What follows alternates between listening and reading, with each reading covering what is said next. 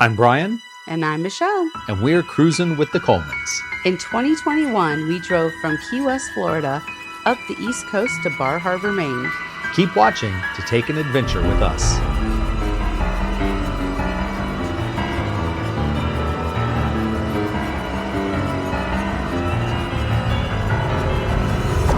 So our 24 hours in Salem Harbor has started here at Winter Island Campground. There's a beach out there somewhere, but the fog is already rolling in for the witching hour.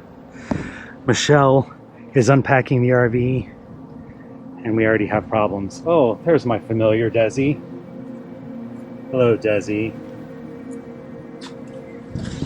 Michelle, why are these sheets covering Acadia as if it were a giant mausoleum?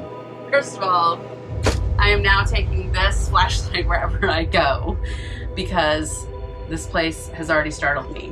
So these sheets are here because at the last campground, I had the dryer going for 2 hours. I feel like I need to shake this. And still, one load of laundry was totally soaking wet. So our catio that we had inside, because Desi is recovering from surgery, is my drying rack. This water bottle has been lost. It's been missing for like a week. It's been missing for a week. When I opened the small slide today, and we got into Salem and it magically reappeared. We looked with our gigantic flashlight under the slides. And this wasn't there. But However, when Michelle opened the kitchen slide, guess what? Yes. There was a water bottle under there. So this is now completely broken. And it broke a piece of molding. It doesn't look bad here. It's really off on this side. Yes, Desi will play with my legs.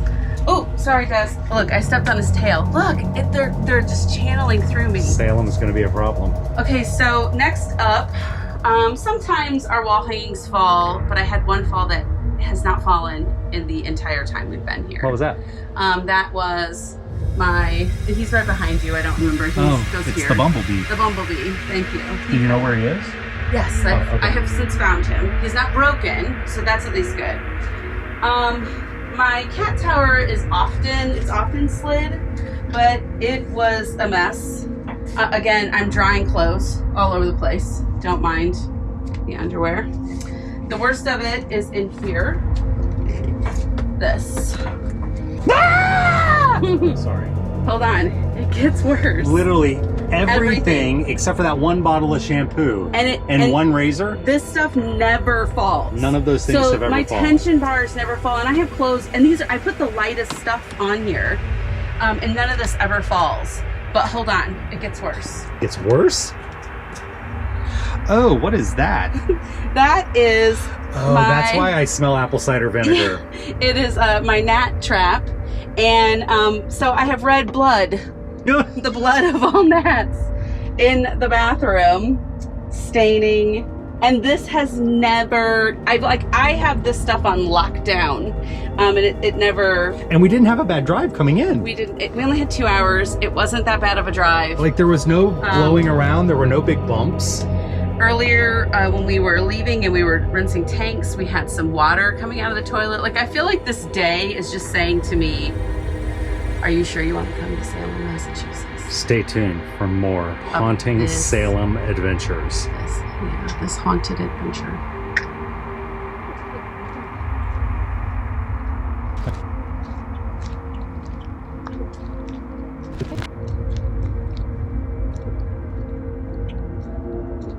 This isn't creepy at all. Creepy things. The first thing we see in Salem is creepy. It's over there. Oh. Do not put that on camera.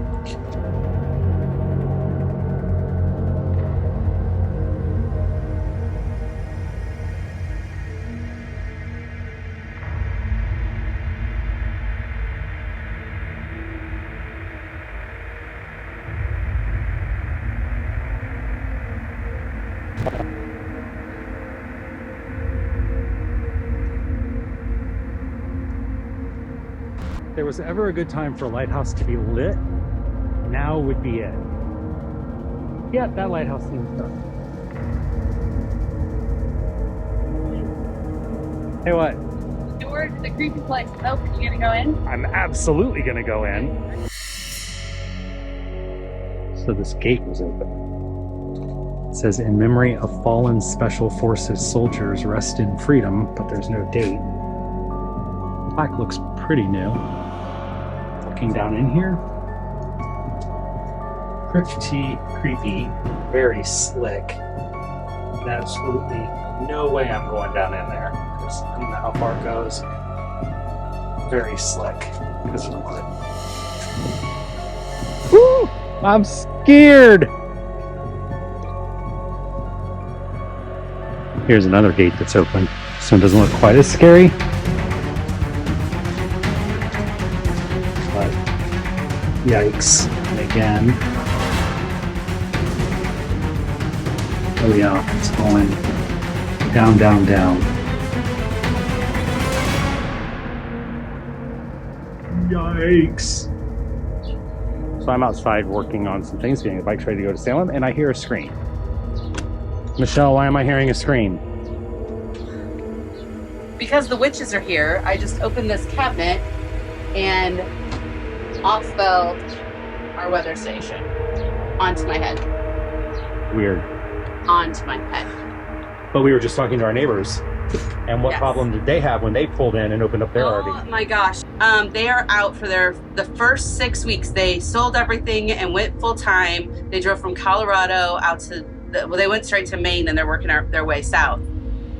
This stop in Salem, they got here, and in their grand design reflection, the glass doors of their shower had shattered, and there was glass everywhere. And they said same drive as us, no bumps, Yeah. no problems. No problems, nothing, but they got in and glass everywhere. So they're feeling very discouraged. Let's go find a witch and get a potion. I'm gonna mean- cast a spell on you. Okay, let's do it. You back there, Chelley? I got him. Bike, stop. Bike, stop. Jimmy, you feel me, right? We have biked approximately a quarter mile.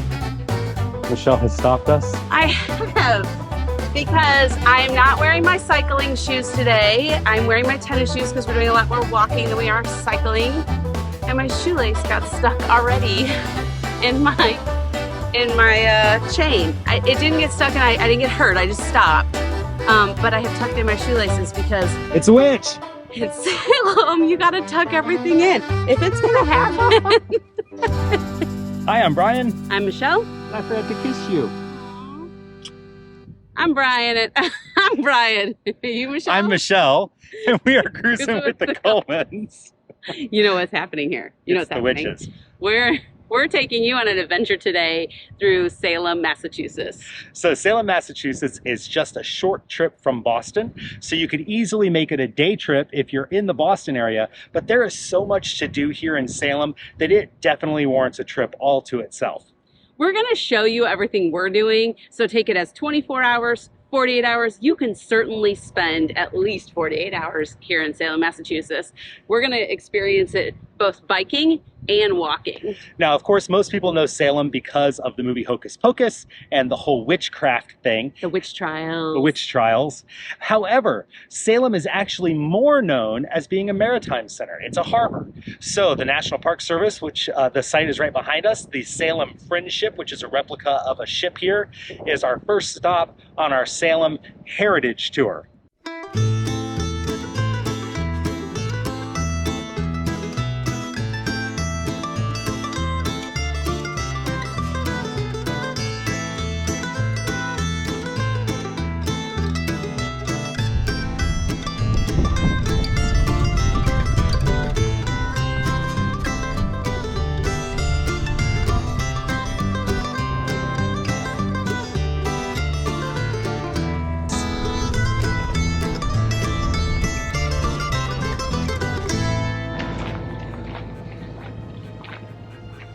We are in the old Burying Point Cemetery. And you can see here, it's old. This lady died in 1686.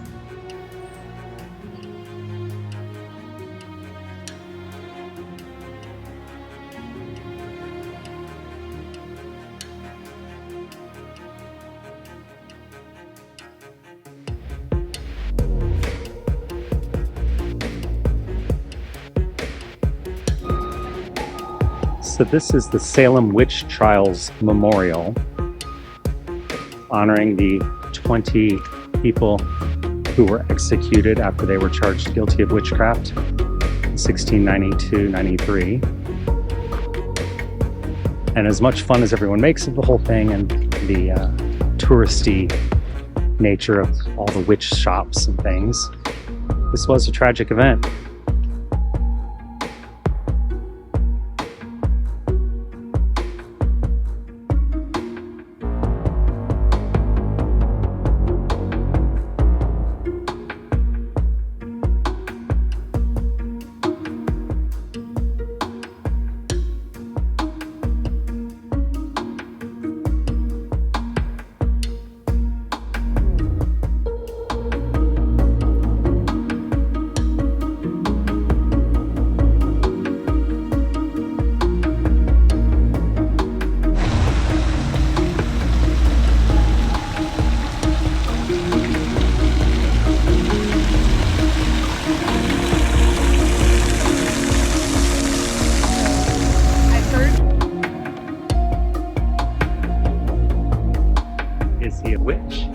No, he is Roger Conant, the first settler of Salem, Massachusetts.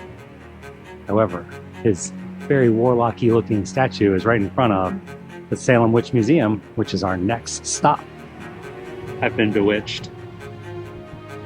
Is that a good thing? It's a good thing. It is a good thing. We just finished our tour of the Salem Witch Museum. Yeah, it was an interesting tour. So, first of all, you can get lost in tours. There are countless options of witch museums and witch tours. Ghost tours, Halloween tours, Hocus Pocus tours, Bewitched tours. So you can get lost in tours here. Beware of that. Look at the reviews on TripAdvisor, look at the websites, find one that looks the most interesting to you, that's the most affordable, or book it. If you're doing 48 hours, pick two, do one each time. So in the Salem Witch Museum, they don't allow any photos or video, so that's why there's no photos or video. It's really kind of cool. It's well done. It's a fun tour. It does give you... I would recommend it. All right, so next up, we're going to follow the red line back over to the Town Visitor Center to take our Voodoo Witch Doctor tour of Salem. A walking tour from 2 to 3:30 in the afternoon when it's 90 degrees. So we're going to bring some water. Now you may want to get a quick picture here. You might end up with more than just the beautiful art on the stones. We had a private tour for two ladies. They showed up drunk, they weren't paying attention, but they got a picture here that sobered them right up. When they checked their camera, there's an apparition staring right back at them from between the stones.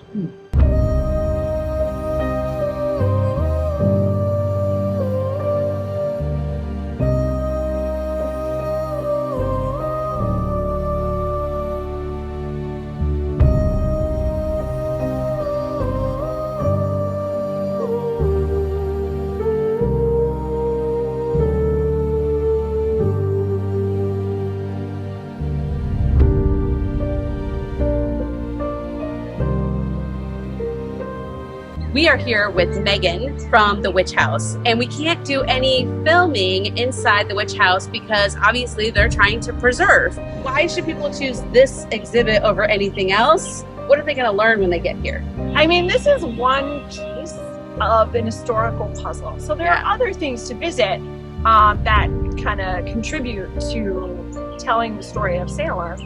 We are telling a piece of history from a unique perspective. So we are a house museum inside of a city that is obsessed with witch trial history and culture, finding out what happened and kind of creatively spinning off of that event and understanding it in our modern sensibilities and stuff. But here you're coming into the house museum, you're stepping back in time into the late 1600s to learn how life is lived and how people are developing a culture and a worldview, reacting to events around them, and how that brings about this very human event, how people can turn on each other, and even kill each other for something that we now understand didn't exist, and really they understood that it didn't happen the way that they believed it would. That's all. Thank you so much. We took the tour. We loved the tour. You can really see some authentic pieces from that time and learn about the family that lived here. There's so much more to explore and understand. Salem is a very multifaceted city. I feel like we've captured that. Yeah, I feel like we've seen that as we've gone through the tour. So thank you so much. The Salem Heritage Trail is this red line that runs for, I think, a few miles around Salem. Around Salem. And it takes you to all of the important historical sites. There is an app that explains all the things you're seeing along the way. And of course, it takes you past lots of obvious things. The one thing I've learned at Salem is look at the front of every building and look for a plaque, because there's lots of them explaining, you know, when buildings were built or why they might have been important. You see those all over the place here. Most of the tourist attractions, like the museums and things, all shut down around 4 or 5 o'clock in the afternoon and don't open until about 10 a.m. By the way, there's also a trolley stop, hop on, hop off trolley. So that is another way to get around town.